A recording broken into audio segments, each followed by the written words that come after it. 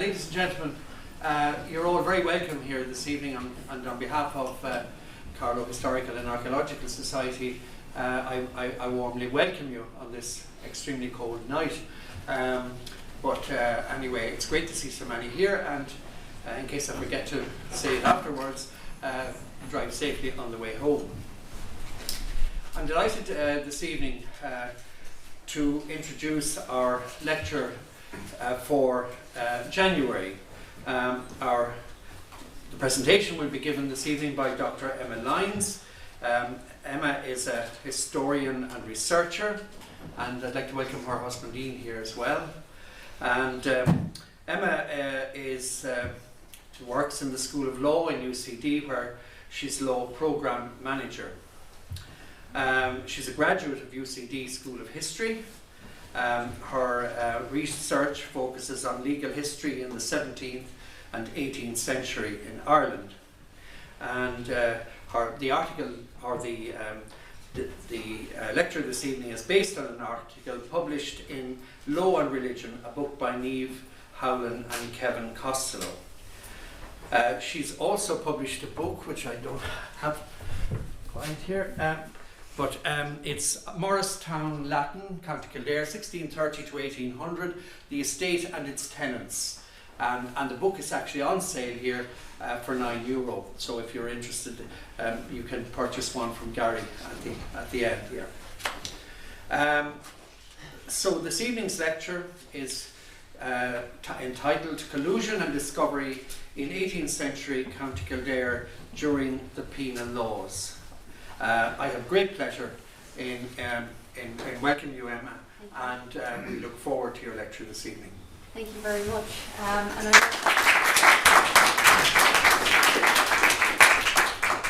I'd also like to say thank you for the invitation to speak with you this evening.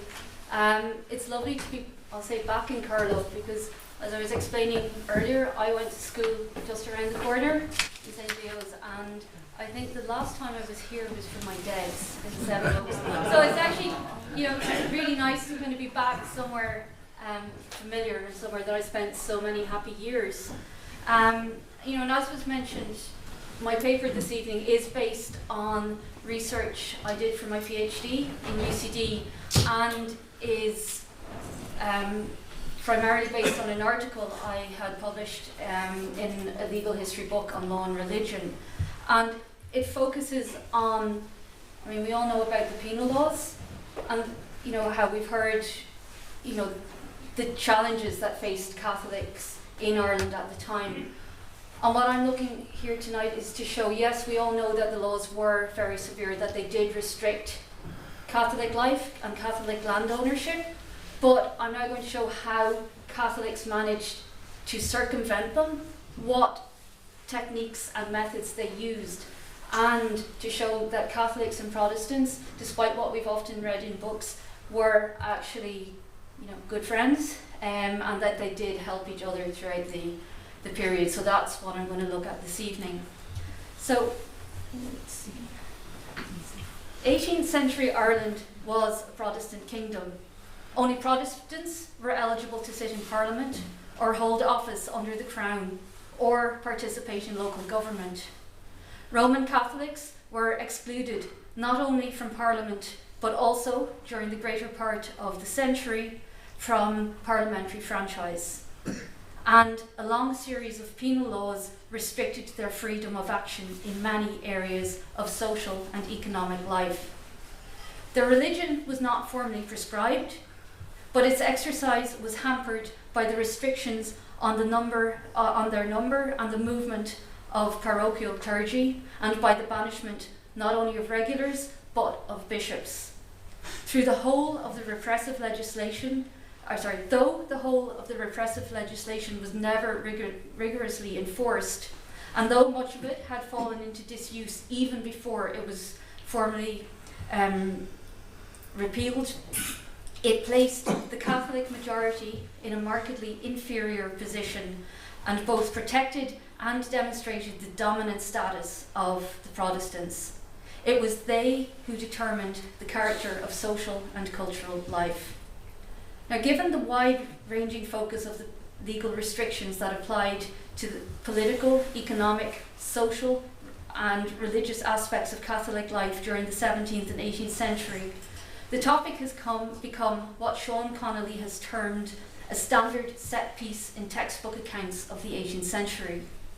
Yet, while the penal laws are regularly covered in studies of 18th century Ireland, it's only relatively recently that Catholics have emerged not as an amorphous mass of downtrodden victims whose destiny was to endure, but as a group of socially mobile individuals who struggled against civil disabilities and unmitigated persecution. However, with the publication of a number of works with local focus, such as Karen Harvey's study of the Bellew family in Mount Bellew and Kevin Whelan's examination of Catholics in County Wexford, a picture has begun to emerge of Catholics who not only opted to, but were successful in employing a number of methods by which they could circumvent the legal code directed so comprehensively at the right of the Catholic to enjoy, inherit and purchase land, the basis of which lay in the 1704 and 1709 Popery Acts. Such tactics included conversion to the established religion and intermarrying with Protestant families, as well as granting annuities, manipulating the use of long leases, entering into private trusts, and creating settlements to prevent the land being passed on by gavelkind, the latter three approaches relying on some level of collusion with willing Protestants. However, no matter how carefully arranged, such purchases could be brought to the attention of the authorities and the land confiscated and given to the Protestant discoverer, described by Edmund Curtis as a constant terror to those who sought to evade the law.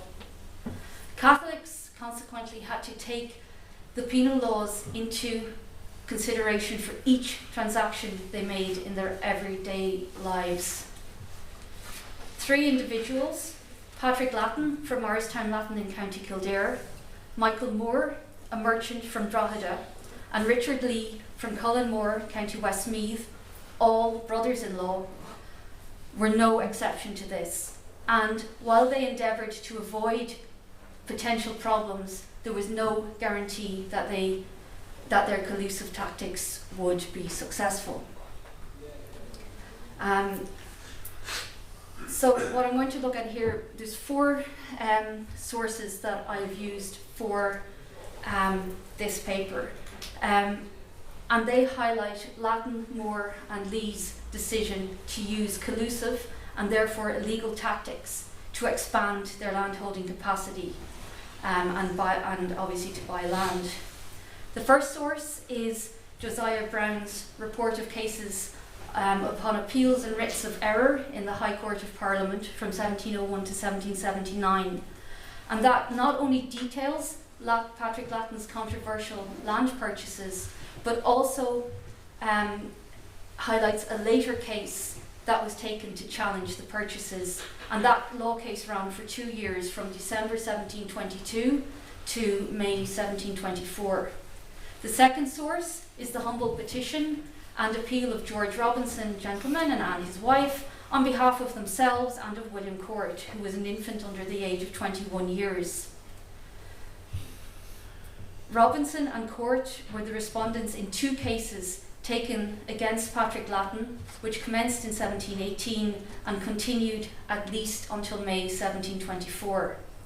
Like Brown's reports, it also offers a detailed account of the various court cases which followed the purchase of the land in trust for Patrick Lattin and Michael Moore. The petition both reinforces and expands on the many points made in the initial source of the reports. The third document is the appellant's case, which outlined Patrick Lattin and Michael Moore's defence and explanation of their actions. And the final document is a letter of complaint, which was written in 1726 by Gerard Burke, and it challenged the rulings of the earlier cases and brought several reputed fraudulent actions to light. Now together, these sources provide us with a unique and detailed insight into the lives of Patrick Lattin and his associates, in addition to highlighting the collusive methods and techniques employed by them in an effort to retain the recent land purchases which were made contrary to the laws. An examination of leases for the Morristown Lattin estate, which was owned by Patrick Lattin, as you'll see here on the slide. You can see under this, Patrick Lattin was publicly attempting to show that he was adhering to the law. Under the 1704 Popery Act, all leases that Catholics entered into as a tenant had to be at a maximum of 31 years or less. So as you'll see here, after 1704, the majority of leases entered into by Patrick Lattin were for 31 years or less. The only difference where there are some that were more than 31 years, the property was rented to a Protestant, and a Protestant could still rent Catholic land from a Catholic for longer than 31 years. It was only Catholic tenants who couldn't rent property for more than 31 years. So the other thing that was very interesting is the Bruin family from Oak Park, just down the road. The majority of their leases in the 18th century were also set at a maximum of 31 years. So when you think about it, 31 years is actually quite a very long time to rent property from somebody. So 31 years was a period used by both Protestant and Catholic families, and it's the same in Castle Leslie, that was owned by the Leslie family. So you can see, it wasn't abnormal for leases to be set at 31 years, but it was very much restricting Catholics from renting property for a long period if they wanted to invest in it. So as we see, while Patrick Lattin was adhering to the statute regarding the duration of leases, he was, along with his brothers-in-law, secretly increasing the quantity of land he held by having it purchased in trust for him by a Protestant friend, which was illegal. The Protestant friend was William Alcock from Dublin, who also appears to have been related to Patrick Lattin's Protestant father-in-law, also called William Alcock, who was from Wexford, in a place called Wilton Castle near Enniscorthy. I'm just going to give you a little slide here of the family tree. William Alcock's daughters married Patrick Lattin, Michael Moore and Richard Lee. Both Patrick, Michael and Richard were Catholics, and we all learn about Catholic intermarriage being made illegal. Patrick Lattin married Jane Alcock the year that statute was introduced, so it's quite possible that they broke the law by having an inter-religious marriage. But we still see here that you have a Protestant family who were regularly intermarrying with Catholics. And also, interestingly, the Alcocks would more than likely have known the Bruin family, who held property at Coolbawn in County Wexford, which is less than 20 kilometres from Wilton Castle.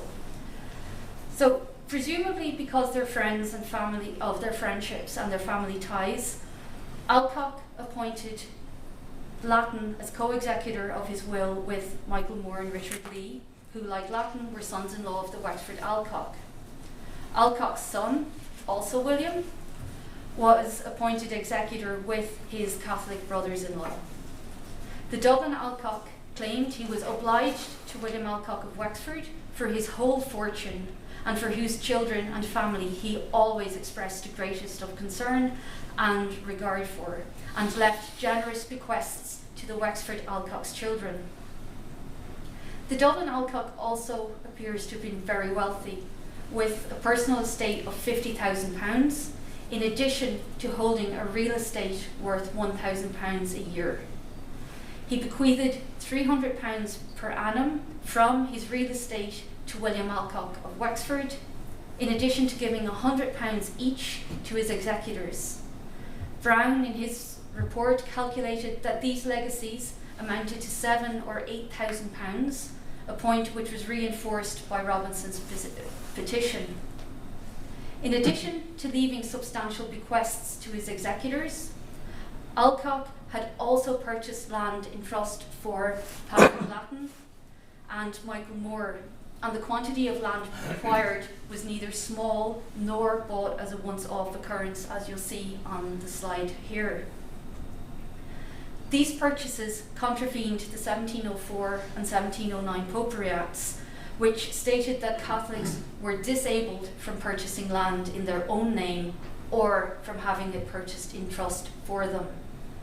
The 1709 Act also legislated for the introduction of the Protestant discoverer, who, if he identified Catholic lands being held contrary to the penal laws, could bring a case to court and, if successful, receive the property or rents as a reward for the discovery.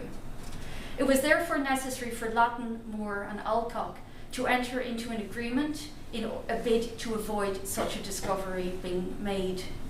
Lattin and Alcock therefore entered into two statutes staple, one on the 26th of June 1713 for £2,500 and another 5 months later in November on the penalty of £6,000 sterling. As no reference is made to the property in Meath that was purchased for Michael Moore, these statutes staple only covered lands in Kildare, purchased between 1709 and 1712. It was also claimed that in a bid to screen and conceal the people from a discovery, Alcock entered into a statute staple worth £1,500 with Moore in November 1715, which was in consideration for lands purchased in County Meath and a house in Drogheda, and was or maintained for valuable consideration. The use of the statute staple is significant. The statute staple was an agreement by which a creditor, in this case Lattin and Moore, could hold and seize goods and lands of a defaulting debtor, Alcock, until his debt was paid, therefore providing a sure way for traders to recover their debts. In this instance, however, it was employed in a bid to avoid the trust from being discovered.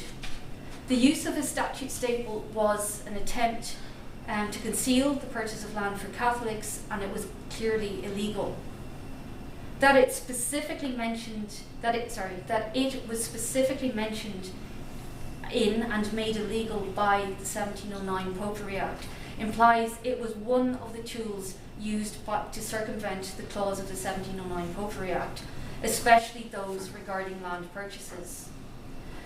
Despite the illegality of the statute staple, it's evident that Lattin, Moore and Alcock, by entering into such an agreement, were hoping to ensure that if they were subsequently discovered, the value of the property in Kildare and Meath would be secured to Lattin and Moore, as they would be entitled to the cash in lieu of the land.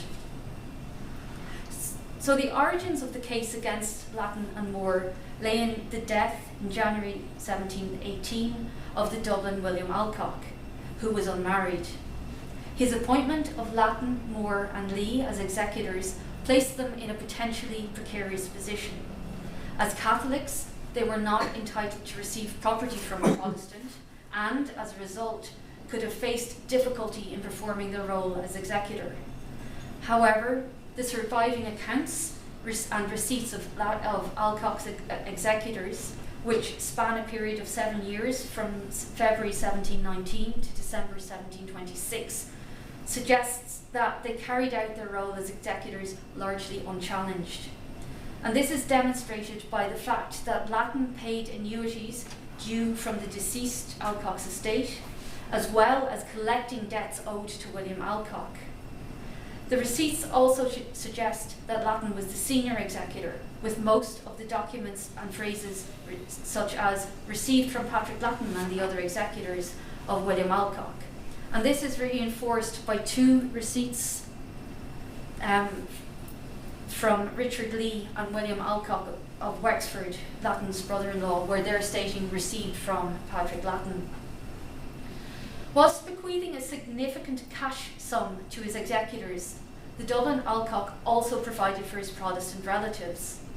He bequeathed £50 to his nephew William Court and £100 to Anne Robinson, his niece. Alcock also stipulated that his executors were to divide £300 to be raised from any residue that should be of his effects among his relations, a bequest which would have extended to Court and Robinson and to their families. While still a large sum of money, it was small in comparison to what he bequeathed the executors and their families. In addition to the above bequests, the deceased also left the lands which he held at Frainstown, the only estate of inheritance he was then thought to have, to William Alcock of Wexford, as well as leaving money to his children. However, the testator did not state how the residue of his estate should have been disposed, and it was this which resulted in Court and Robinson bringing the case to the Courts of Exchequer and Chancery. According to common law, any estate not bequeathed by the testator was to be divided between the individual's wife and children. If there was no issue, it was to be divided between the individual's Protestant relatives, and it is this fact which caused complications for Alcock's executor. As you'll see here on the slide, William Alcock had one half-brother, Thomas Vernon, and two full sisters, Anne and Elizabeth. Anne married Thomas Vernon from Tunbridge in Kent and had one daughter, Anne, who married George Robinson. Both Anne Sr. and Thomas Vernon died before the testator, thus leaving their daughter, Anne Robinson Jr., to inherit on their behalf. Alcock's other sister, Elizabeth, married William Court, and together they had 5 children, the eldest son being William Court Jr. As Elizabeth predeceased Alcock, according to common law, William Court Jr. would inherit any estate left by a relative. Anne Robinson Jr. and William Court Jr. consequently became heirs at law to the Dublin Alcock and were entitled to inherit any real estate that had not been devised by Alcock's will. According to Brown's account, Anne would have been entitled to 1/3 of the residue of the undisposed personal estate, while William Court Jr. would have been entitled to 1/5 of another 1/3 of the estate. Despite this, William Alcock's will was proved by his executors, after which time they took possession of Alcock's estate, including premises he had mortgaged to John Mercer, a significant property owner in the Dublin Docklands, and concentrated in the area of Lazy Hill on the South Quays. And they have all along since his death of the said William Alcock received the rents of such. This, however, was contrary to the 1704 Popery Act, which stated that from the 1st of February 1704, Catholics could not inherit lands from Protestants. Instead, the property was to pass to the landowner's son, as long as he was Protestant, or to the nearest Protestant relative. And it was on this basis that Robinson and Court began their court case, claiming that Lattin, Moore and Lee, the executors, were legally incapable of receiving any such bequests or enjoying the same as the executors, and that the property should have passed to Robinson and Court. Consequently, Robinson and Court asked Lattin, Moore and Lee to give them Alcock's estate, which he had not disposed of by his will. When this didn't happen, as heirs at law and blood relatives of Alcock, they lodged a bill in the Court of Exchequer in 1718. Cases were not normally taken to this court if they were deemed exceptionally difficult, as the Lattin case appears to have been. In the bill, Court and Robinson claimed that there would have been a residue from Alcock's estate, and stated that having relied on information from the executors, as well as hearsay, deeds and other writings to try and familiarise themselves with Alcock's affairs, they felt that the information provided was insufficient. They also stressed their unhappiness with the executors' argument that they wouldn't have been entitled to any residue even if there was one. So Court and Robinson therefore proceeded to the Chancery Court, and they searched the records there and found a note of the statute staple agreed by Alcock, Lattin and Moore, which Court and Robinson claimed had been entered into for some other purpose than to ensure payment of a debt. And they therefore said that Alcock should be relieved from the statute staples. Lattin, however, denied the claim that the statute staple were for any other purpose than to secure the said money due to me. Dissatisfied with Lattin's explanation and stating that they were unfamiliar with Alcock's affairs because they lived in England, Court and Robinson pursued their case further and lodged a bill in the Chancery Court in 1722. In their 1722 bill, they stated that they had found records of the statute staple, which Alcock had entered into with Patrick Lattin, one of the executors, and they claimed that Patrick Lattin stated he would only hold the lands in Athgarvan, Dowdingstown and Herbertstown in County Kildare until he received the agreed sum of money in the statute staple. Court and Robinson also claimed to have found a deed of defeasance dated the 26th of June 1713 on the back of the statute staple. And in their bill, they stated that Lattin had entered into an agreement with Alcock and had agreed that the statute staple would only apply to the lands in Kildare. Consequently, Court and Robinson argued that the second statute staple would only have related to these lands and not to any personal estate that Alcock had owned, with Lattin holding the property until he received his payment. Moreover, during the investigation, it emerged that in addition to the land in Kildare, the Dublin Alcock at his death also held property in Dublin on George's Quay and Mercer's Dock, all of which was in Lattin's possession in 1722, a point which was highlighted by the fact that he leased property in Lazy Hill to Luke Gardner, who you'll see on the slide here, and he was a successful businessman, government official, who amassed a significant amount of wealth as a wine merchant, and he later became the deputy vice treasurer in Dublin. He was largely a self-made man, and an achievement which was undoubtedly aided by the fact that he entered into a number of speculative leases on Mercer's Quay and in the surrounding areas in the run-up to its development. So essentially, property developer. According to the humble petition, the Dublin Alcock, under a deed of mortgage dated February 1709, received property in Kilmainham from John Mercer as collateral for a loan of £1,500, which he had given to Mercer. Furthermore, Alcock also leased a large quantity of land in the area of Lazy Hill during the early 18th century. And on the 18th of June 1712, he mortgaged property on George's Quay to Mercer for lives renewable forever, as well as leasing property in Lazy Hill from Gardner. In 1714, Alcock entered into a further 2 leases in partnership with Gardner to Thomas Holt, a merchant, while in 1717, Alcock leased various tracts of property to a number of people, including David Thornton, a shipwright and a merchant, Richard Murphy, and William Montgomery, with Gardner's name appearing as co-leasee. So we had 2 Protestants entering into leases together and investing in the property. William Alcock also held property on Mercer's Dock, evidenced by the fact that he entered into a memorial of a lease with Richard Butler in 1719.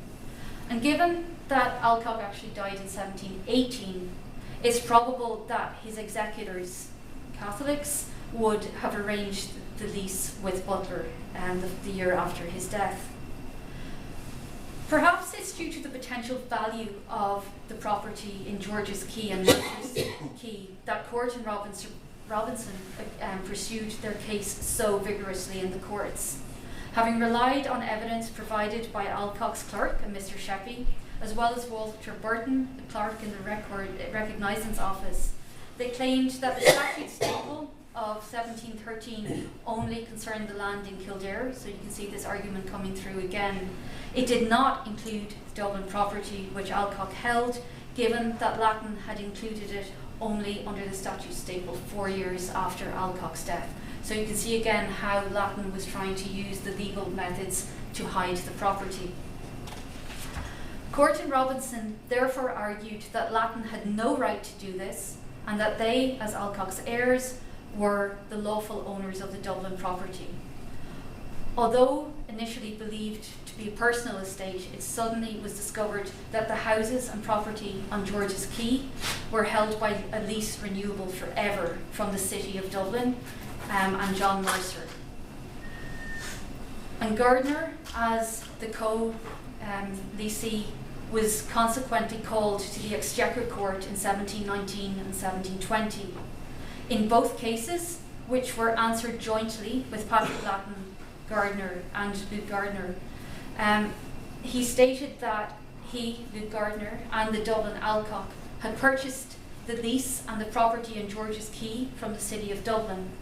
He claimed that the property was held in trust for the said William Alcock, and the residue was for his own proper use, but he claimed he did not know or believe that this property was in trust for any papist or papist whatsoever. And because of this, Luke Gardner got the name of a collusive discoverer, and it's actually in his biography as well. So you're getting this idea that this was something that was quite regularly happening, but it's very few examples of it and sources that have survived that could tell us the story.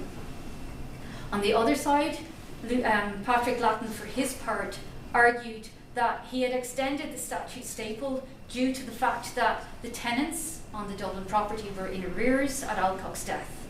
And this meant that the funds to answer the testator's debts and legacies were much less than expected, and Latin therefore included the property under the statute staple for £6,000 in 1721.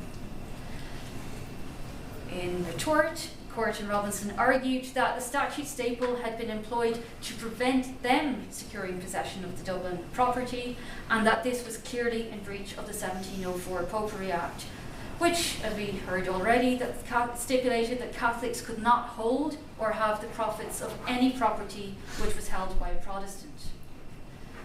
And so this means that Latin, by including the Dublin property under the statute staple in 1721, did so against the law, and the property should have passed to Alcock's Protestant relatives. It continued. The case continued into 1722 when a chancery bill was used by Court and Robinson, where they referred to the fact that Latin, Moore, and Lee, the Catholic executors, had taken possession of William Alcock's personal estate on the grounds that it was insufficient to cover that to which they were entitled under the statute staple. Court and Robinson also argued that it was unlikely that Alcock's debts of £1,800 and the legacies of £3,000 would have been paid had they been owed such a large sum of money. Court and Robinson also queried Latin's demand for the sum of £9,600 from the statute staple, and he had claimed that the extra £3,600 was interest accrued, and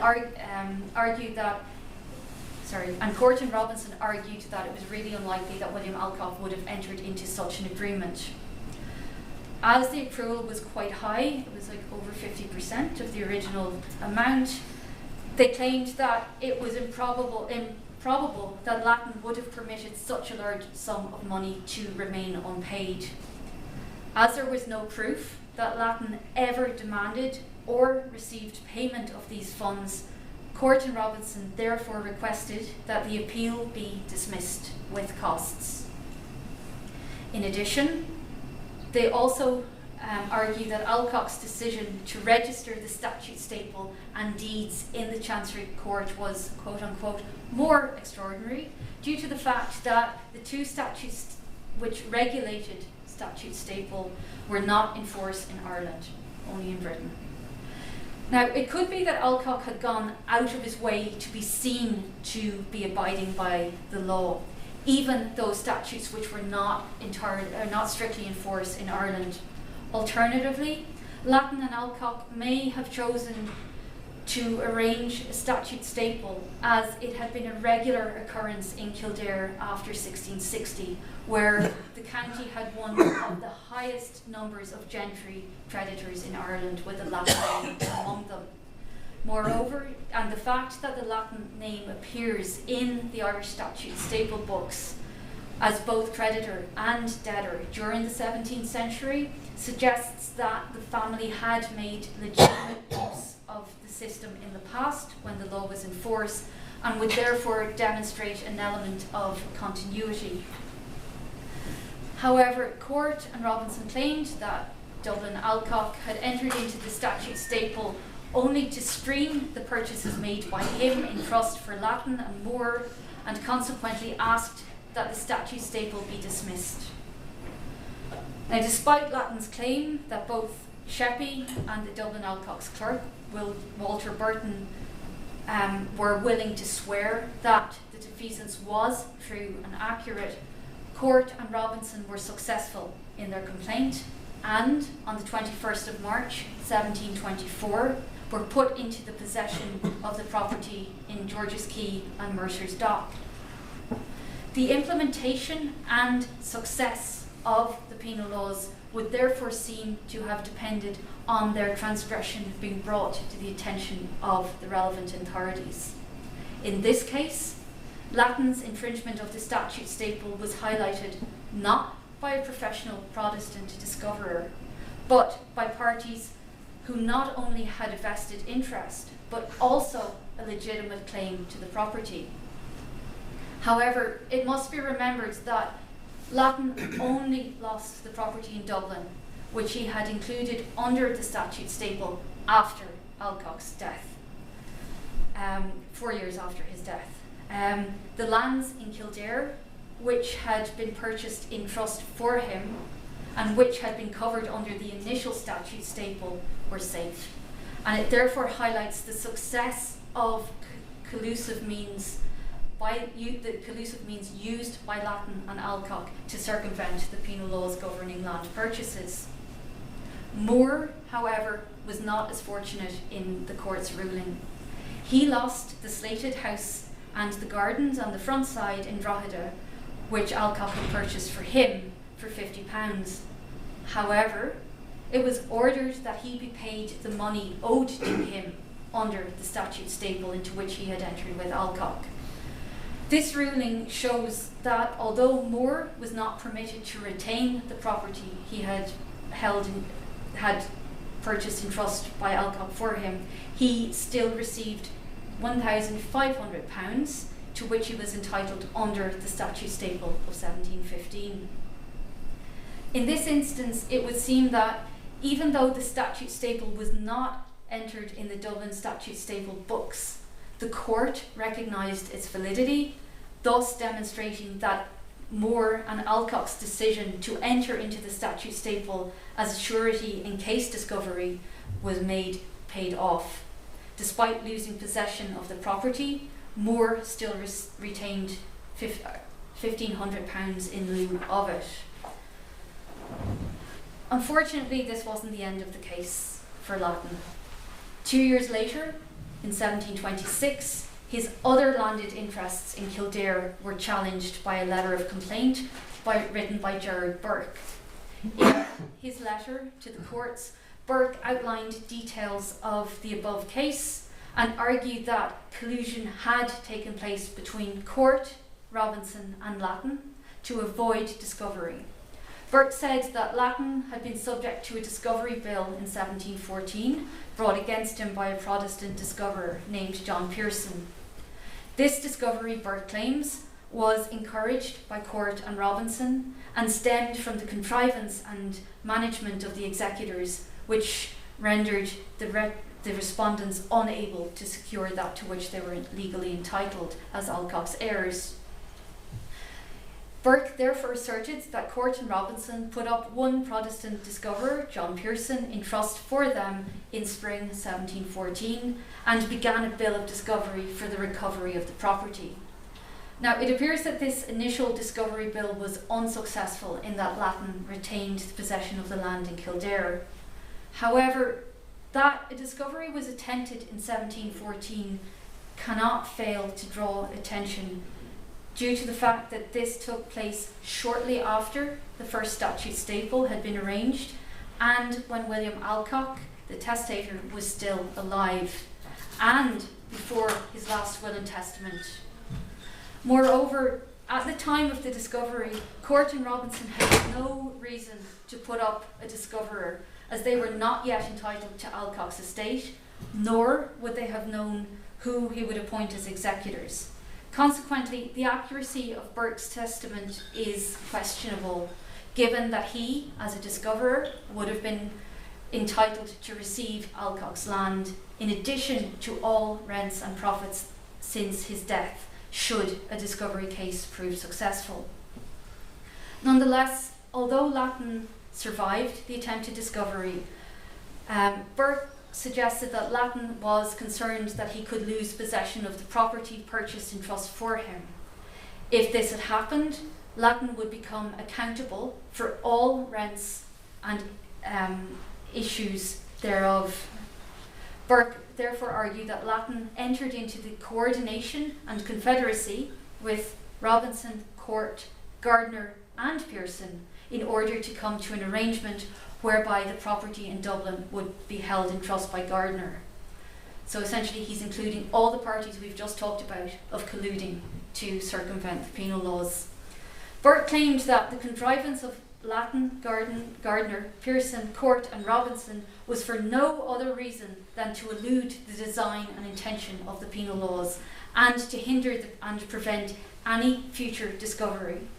He also stated that these individuals, when discovered, made parties to the bill with apt words to change them in order to elude the said acts and evade the intention thereof.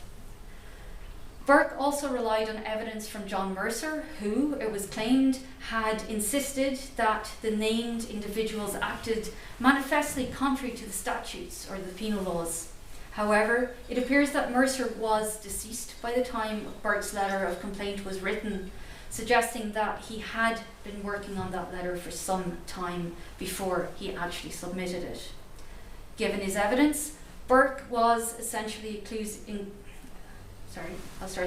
Given his evidence, Burke was essentially accusing all the above mentioned individuals of a collusive discovery, which was linked with trusts in favour of Catholics.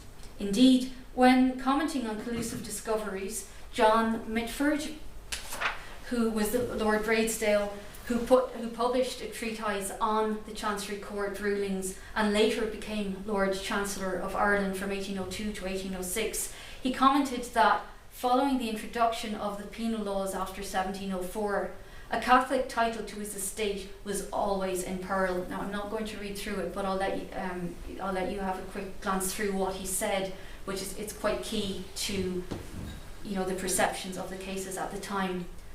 So, that a discoverer was employed by an individual in a bid to acquire property was not unusual. In fact, it was a regular occurrence in Dublin discoveries, with a number of Dublin tradesmen permitting their names to be used as Protestant discoverers under the Popery Acts. Moreover, the failure of the 1714 attempted discovery by Pearson was unremarkable, as a discovery was far from a straightforward process, not least because of the constant threat of another Protestant discoverer. However, this usually only occurred if a Protestant was discovering and holding a property for Catholics. Yet, in the example above, it appears that Pearson discovering the lease held by a Catholic was acting on behalf of Protestants, who would in time legally become entitled to the property, but feared that they would not be able to attain it when the time came. It suggests that even Protestants who were entitled to land found it difficult, if not impossible, to have the penal laws successfully implemented, despite the suggestion that the emergence of the discoverer had recast the enforcement for the entire code, thus demonstrating that the success with which Catholics could retain property during the 18th century. The fact that there was an attempted discovery, followed by agreements between Protestant relatives and Catholic executors, suggests that not all the above-mentioned activities were strictly legal. However, it must be stated that most tactics employed by Catholics attempting to retain their lands would have, like the collusive discovery, bordered on fraud. Nonetheless, the collusive discovery, which assumed major significance in the 18th century, conveyancing, was one of the methods which has attracted much attention from historians. As Niall Osborough has stated, the collusive discoverer was regularly used as a means to thwart the operation of the penal laws. However, the scale on which it was practiced is impossible to qualify, and that's because there is such a low survival rate of sources. Moreover, it's also important to bear in mind that the discovery cases involved collusion, i.e. the participation of friendly Protestants bringing an action in order to circumvent a genuine discovery. Not all Catholics who held property were in such a position, although it's evident that Patrick Lattin and Michael Moore were. Furthermore, the practice of collusion between Protestants and Catholics made it difficult for both the courts and the Protestant discoverer to prove that a trust was in existence, as it displayed by Pearson's failure of discovery in 1714.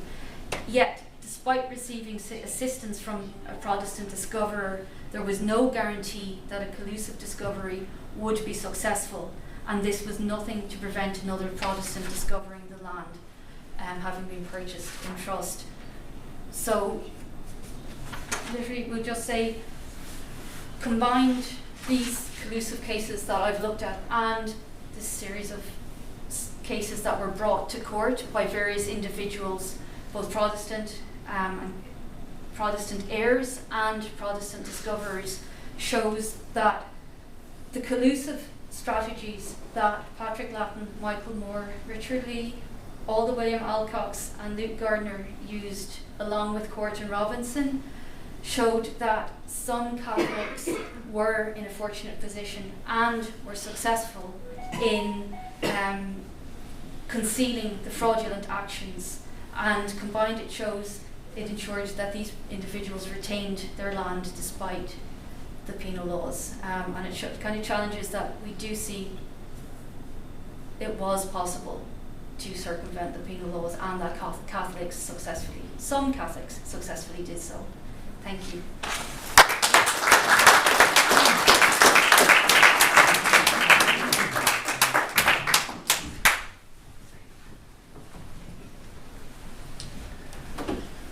Thank you, Emma, for a very detailed study of this particular area, and much research has gone into it, and thank you for giving us a great lecture. Thank you. Now, Emma, we might have a question or two for you, maybe a few more. So if anybody has any questions, please.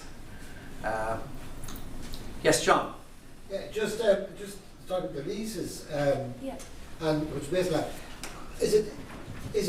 was it sort of a unique situation to have all those leases in particular in relation to this family, or are they fairly common to be able to get a thread of leases like that you could base research on?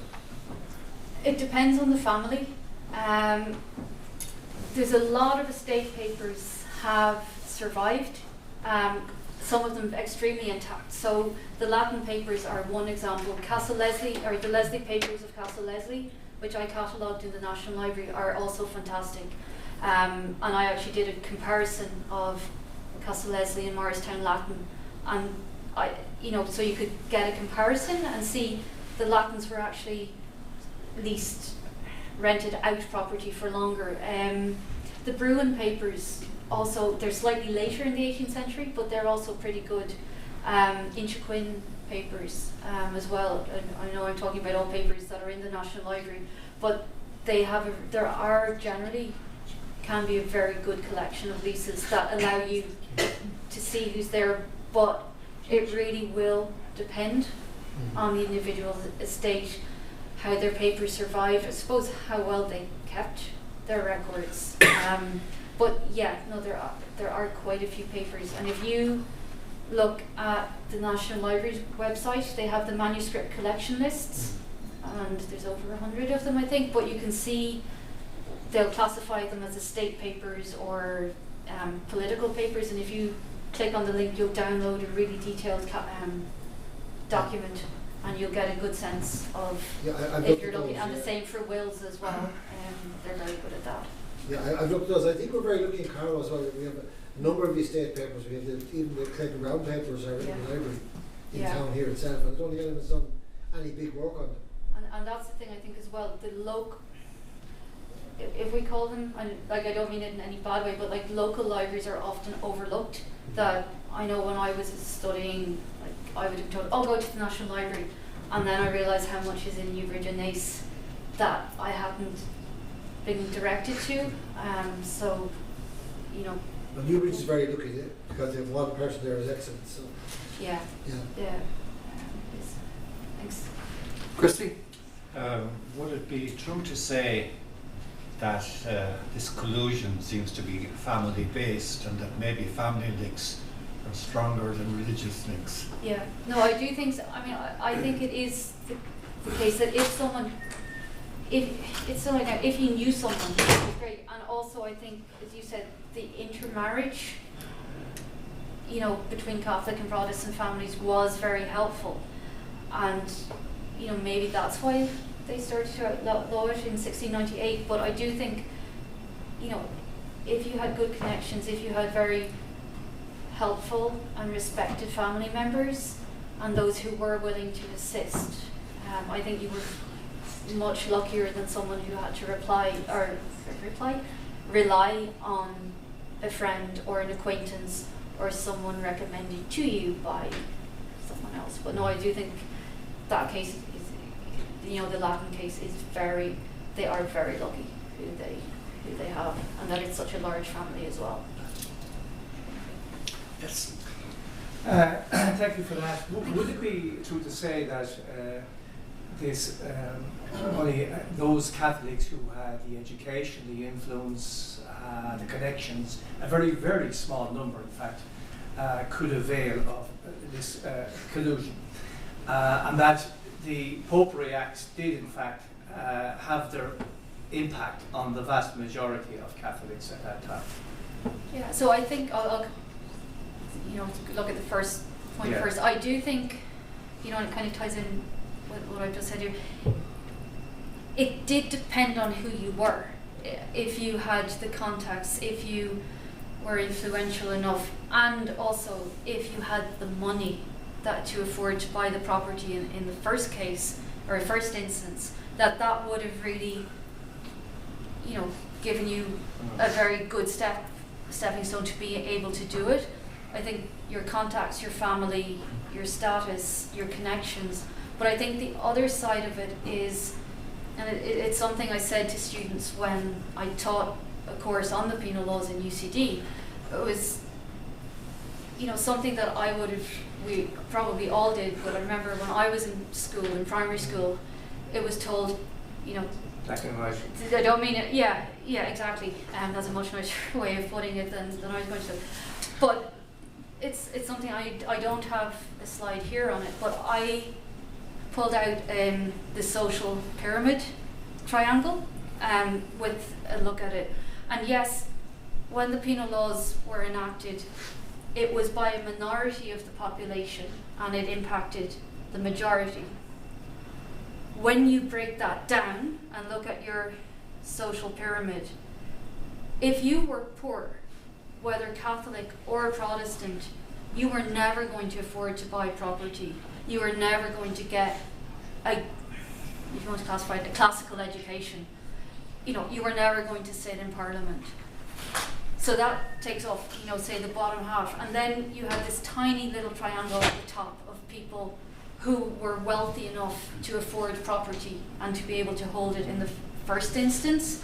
So it was a smaller number of people who the penal laws would have impacted, but it did. I mean, for instance, I'm sorry, I know you're going to come back in, but the Latin family were one of those that they were a higher class. It did impact them. They had to employ legal advisors. They weren't supposed to send their children abroad for Catholic education to the continent, but they did. So they did actively circumvent them by family connections, and this kind of ties in with it. Some of those who had emigrated from Ireland because of the penal laws and lived on the continent, so they were relying on contacts again, so that kind of ties in with the first question. So it did, the main area where the penal laws would have impacted them was property purchasing, property ownership, property purchasing and franchise. So just a supplementary, Chair, just how many then, or how significantly the Catholic property owners after the Civil War, the penal laws waned, were they still intact? Were they still there? Rather than did they survive all this? Is what I'm saying. So intact. I'm now trying to think of the. There's a Kevin Whelan. Yeah. Has a really good book, and I'm trying to remember off the top of my head the percentages where, and Maureen Wald did it as well, that they looked at the quantities, probably in the book, and I can't remember it off the top of my head, but there was a significant fall in Catholic land ownership in Ireland after the 1660s, 1680s, and then again with the penal laws, because a lot of families converted to the Protestant religion, or at least the head of the family converted to the Protestant religion to retain the property and or to be able to sit in Parliament. So yes, it did impact on the amount of property in Catholic land ownership. It was quite sizable. If you come up to me afterwards, I'll have a quick look through it again. But no, it did impact on quantity of property held. Thank you. Thanks. Yes.